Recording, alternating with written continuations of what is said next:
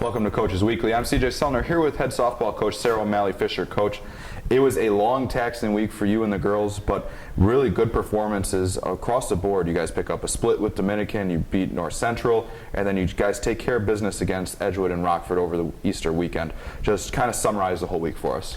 I think it was just, again, we had gone after the weekend that we had the previous weekend, and we played Lakeland and Marion, and we were coming back and just trying to make sure that we reevaluated what we were trying to do and what our goals were, and focusing on the process of what we do best.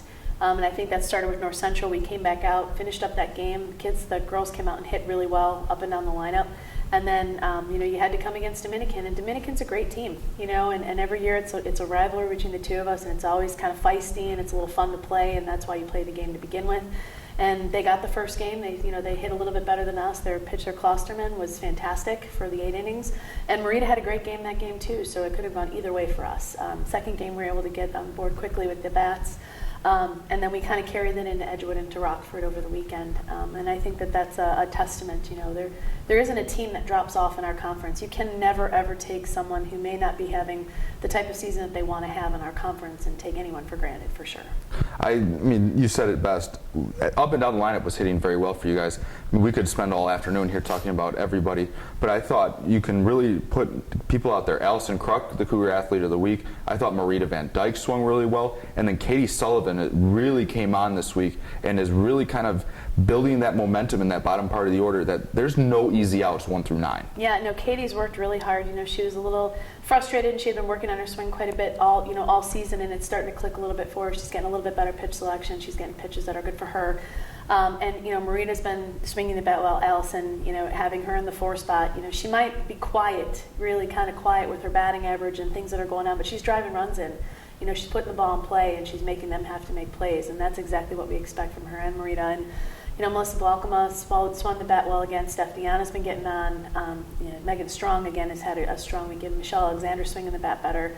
So then we have, Emily Owens comes off the bench for us. Sydney Getz has been doing really well. So, yeah, we have a lot of firepower that can come in if we continue to play our game and do what works best for us. And I think the team really responded well. You said it earlier, that tough weekend after dropping 2 to Marion. Since then, I feel like this team just kind of has a new fire about them, that they're getting into games and they're ready to go from first pitch. We have to be. You only have about 10 days left in your conference season, and it's a tight race all the way around, and I'm not going to sugarcoat that at all. And so I think they've just decided that they're just going to continue to play their game and focus on one opponent at a time and focus on what we can control, and that's what we do every year anyway. It's in our hands, and we have fun doing that, and that's what makes us a decent team, to be able to have to fight through those things. And I think the girls have really showed that resolve, and they've really worked hard. Now it's another big weekend, as you've stated many times.